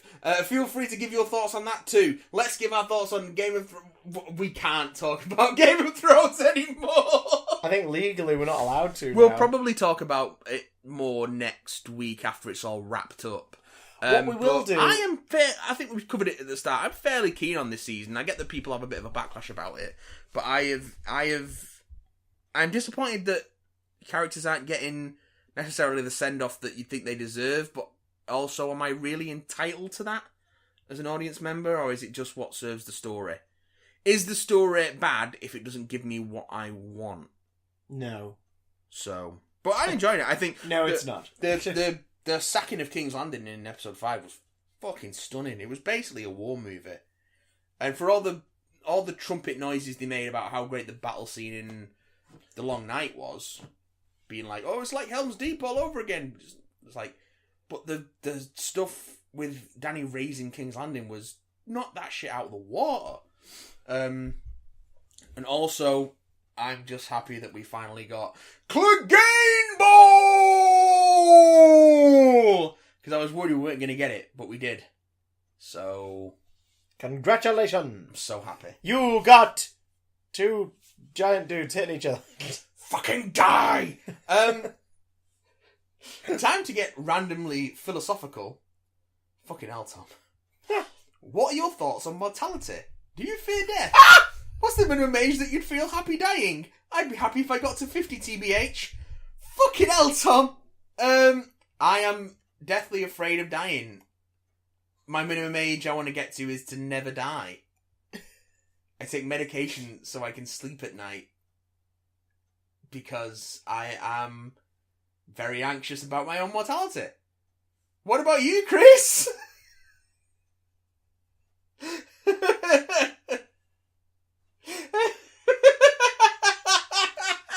I'm supposed to be watching Spider-Man clips Life and talking to puppets. Is short. Let's not talk about it anymore. This one comes in from Dan Rawlings. We should have done this one ages ago. This one comes in from 22nd of April. Says, your fellow Big Dammer Damcaster is back. It's good to have you back, Dan. This is also titled Dear Chris and the guy whose face I put on a dog in some lazy Snapchat OC. Did you see that? It was wonderful. Wonderful work, Dan. Since I last emailed, I listened to your advice about watching the US Office from season 2 onwards. I've seen parts of season 1 but didn't enjoy it. It's now one of my favourite TV shows, and I want to thank you for that, even if I did cry like a baby during the finale. I never finished all of it, but I tell you what I did do. Watched the last season. I tell you what I did do is when I fucking punched the air when Jim and Pam finally got together. Yeah, I'll tell you that. My question is, what film/TV shows have made you cry the most? Did you expect to get Tootsie Moosh? That second question is best read in Tom Baker's voice. So I approximated it. Thank you again for this amazing podcast. I'm sure I'm not alone in thinking you really have got something special here. Thank you, Dan. Aww. Thank you. That's very sweet of you. What TV shows that have made you cry? Ooh. On my 4th visit to Buffy the Vampire Slayers, we're talking about 5 years ago, maybe more, was when I was sort of becoming slightly more emotionally connected to the material I was taking in. I've never really been a crier when it comes to fiction until a few years ago, and now I really do sort of absorb and think of the themes a lot more. As a result, watching Giles deal with what becomes of Jenny Calendar in season 2 when he gets home and there's the rose petals going up the stairs, and the fact that you at that point you want him to get his vengeance, and he doesn't, and it's so like, but you know it'd be wrong, like you know that he'd be playing right into what Angelus wants. It's that so that was probably the first time that a TV thing got me so we're talking TV specifically. So I think that was probably it, really, in terms of what grabbed me that way. Yeah. I can't think of anything TV-wise that's got me that choked up. Movies I have done. Yeah. Movies can quite often get me doing the old weep. The old movie whip. What was the most recent one? Oh, movie whipping. Definitely Coco.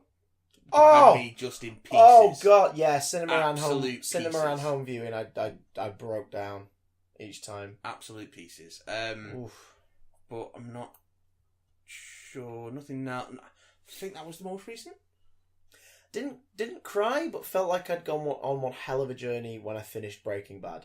Yeah, I was like, my god, yeah. I felt winded as it finished. I was sat there going, holy shit! I don't know what to do with my life now. I've had that with all of this season of Game of Thrones. Like every time those credits come up at the end, I'm like, fuck. Like after last episode, I just had to sit and for about 5 minutes just going, well, what do I do now? That was fucking horrible. Jesus Christ.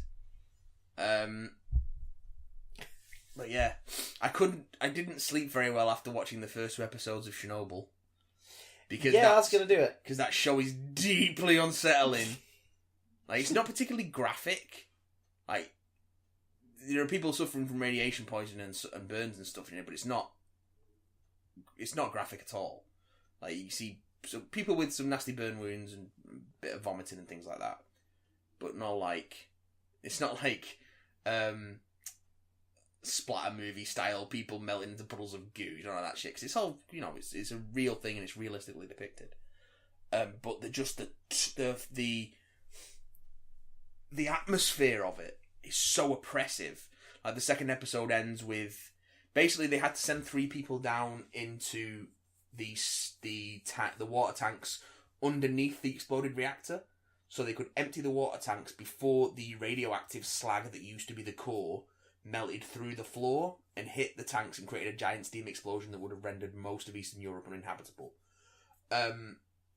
So 3 guys have to go down in there with flashlights and dosimeters, Geiger counters. And as they get deeper and deeper and it gets more and more radioactive, the Geiger counters stop making their trademark clicking sound and just becomes a continuous hiss. Oof. And then the radiation starts to interfere with their flashlights and their torches go out. And you're just stuck in the dark with these 3 guys in these rubber diving suits. They can't speak. All you can hear is their breathing, which is getting increasingly more frantic. Oh god! And they're in the dark, and it's just this hiss of the dosimeter because it's so radioactive. God, that's freaky. That's how the second episode ends. Oh god! It is horrifying. But yeah, I mean, in terms of actual tears in my eyes, I can't think of any TV that's got me that. Did you finish Cucumber? I didn't. There's the way the 6th episode ends got me, and then switching over to E4 immediately afterwards to watch Banana, because the Cucumber's one story, Banana is stories alongside it. Yeah. Cucumber's one overarching story, Banana is individual stories. Sometimes about characters you met in Cucumber, sometimes about characters that just pop up in Cucumber very briefly. But they're all stories about LGBT life in Manchester and Greater Manchester, and episode 6 of Banana isn't about anything that happens in episode 6 of Cucumber, but it's clearly set a few days later because somebody references something in the news about something, which is what happened, and you realise obviously you've just found out how the world dealt with it after in a casual way, and it's like, oh my god! Yeah. And it really, 20 minutes later, you're still kind of reeling, but there's more lighter-hearted stories happening, and then there's just a mention of something that takes you right back to 25 minutes previous. And, it was so good. So, yeah. I need to find more TV that's going to make me cry, obviously. Also, Zach Baggins' Ghost Hunters and Ghost Adventurers archive and all that stuff makes me cry with laughter out of my eyes and penis. Because it's the most hilariously shit television you'll ever watch. If you're crying from your fascinating. If you're crying from your penis, Christopher, you should probably get it looked at. It stopped at exactly 3 hours and 59 minutes though. Oh, okay. Yeah, if it had been more than 4 hours. Okay. You know. Right. This one comes in. Oh, we missed this one last week, so apologies. This one comes in from Rory Wheeler, former colleague of ours, Rory. Hey, Rory. Says hi, Rory. Says hi, my big damn guys. Game of Thrones summed up. A story of character progression through violence, manipulation, and betrayal on Princess Diana's death kind of scale. Oh my god. Dark, very dark. I like it. You're not wrong. You're not wrong. No one has sold the stories to a tabloid yet. No. That'll be in the prequel series. Did a tabloid exist? They would have done. In the prequel series, we'll find out who the tabloid is and where they are. Love you boys. You talks keep me laughing and disagreeing and coming round to your ways of thinking all the time. Thank you. That's what we aim for. That and the head. This one comes in from a random address and just says, Game of Thrones summary. Incest, sex, death, walking icicles, and more sex. Yeah, that'll do. Noticeably less sex as the show goes on, though. Well, you've got to make more time for the dragons than the tits after a while. Yep, true. This one gets in from George. Hi, George. Says... Bye, George. with the title, I Thought You Were a Build-A-Bear. Says... Fantastic. Greetings, big damn lads. I'm finally back after being resurrected from the snap. Hope all's been well with you fine fellows. That's why you've been quiet, George. As it's been a while, I have a few questions for you. What do you think the multiverse means for the future of the MCU? I don't think it's necessarily true in the way Mysterio's spelling it out. I think it's bullshit as part of the plot. I haven't watched the clip they put out, but apparently he refers to his universe as Universe 616. So I think that's the first sign that it's bullshit, because that's just obviously an Easter egg. Yeah. Because the Marvel Cinematic Universe has a universe designation. Yeah. In the Marvel Universe thing. 616. Neither of them are 616. I think it's bullshit, but I do think that the stories will tap into multiverses and dimensions when a certain family arrive in the MCU. That would be the place to do it. What does it mean for the future of the MCU? Whatever they want it to mean. The negative zone. Which of course leads into, do you think it will help integrate the X-Men and Fantastic Four? I don't think they'll use the multiverse to just bring everyone across. No, I think the X-Men and Fantastic Four will probably... What I would do, I think Movie Bob made a really good pitch for this a couple of years back. Oh, the Fantastic Four. The Fantastic Four, make them lost in time. Yeah. So they were like a bunch of scientists who go missing in the 60s. Yeah. And possibly through the multiverse and end up coming out in the present day. Yeah, so you touch on the quantum realm thing. Yeah. You've already set up that as a premise because of Ant-Man. Yes. So you can have that, and then you get to keep the 60s sensibility of the stories. Make them space adventurers who tour dimensions and fight weird bad guys. Yeah. Yeah, so we don't necessarily bring them through the multiverse. And I've also seen the thing online that suggests that perhaps the snap creates mutation. Possibly. Like people being returned, there's a slight quirk, and it's some people are developing abilities, and so we're going to see sort of the version of X-Men in the MCU from its inception. So you wouldn't necessarily be able to have characters like Apocalypse and stuff. Good. But that's fine. That's fine. Good. You could already have mutants, but they're very few and far between, and the snap has created more, which is your way of sort of doing the Terrigen Mists in humanity thing. But who knows? Or dares to dream. Not me. Na na na na na. I don't. Will New Mutants ever get released? Yes, but in 2029, and straight to a specific physical red box outside a Walmart. Just the one in Oregon. The one. There's gonna be one copy pressed. Yeah. And that's it. That's all you're getting. And it'll be permanently rented out by Maisie Williams, who will not return it and will rack up thousands of dollars in fines. I think we'll see New Mutants next year in April, when they've said. Yeah. April 2020, I think they said. 420. Ugh. 420, 2020. We're not getting it this year, that's for sure.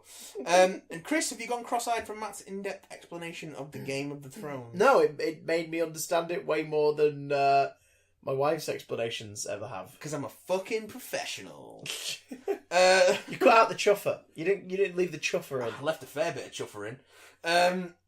But make sure you wash it or it'll get infected. Look forward to hearing from you and hope you have a wonderful week, you big damn boys. I love you 3000! Oh, do that. He loves us 3000. Goodbye, my dears! Filth. filth from George.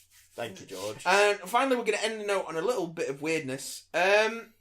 Little snippet of me. This comes in from Dan Rawlings. Dan Rawlings, eh? Little snippet of me and my band. Dan Rawlings, eh? This was unexpected. He sent us a little video. I totally knew this was coming. He sent us a little video. Have you watched the video? I'm not. Dan Rawlings had a gig with his band the other night. So this is them finishing Hysteria by Muse. Oh, that sounds familiar.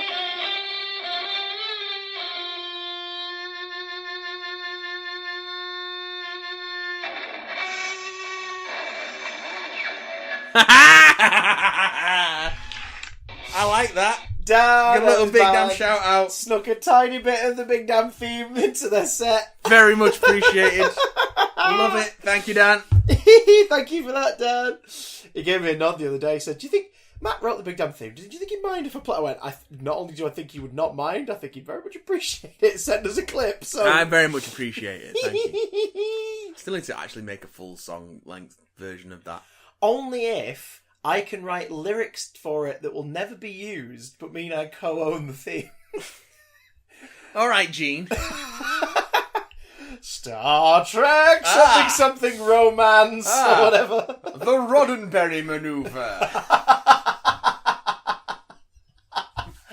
I'll rodden your berries. Oh, I bet you will. And you can rodden our berries any time, boys and girls. Yes, you can. By emailing in to bigdamcontact@gmail.com. If you want to perform any cover of the theme, please do. I want to hear it done on the spoons. Oh, God. Get in touch with Sylvester McCoy. Yeah, I can lend you a spoon. You can also hit us up on twitch.tv/bigdamstream. What have they got to look forward to in the next few days, Matthew? I'm ploughing through Dragon's Dogma at the moment. What about on the Dragon's stream? Dogma Dark Arisen. It's a lot of fun. People seem to be enjoying it.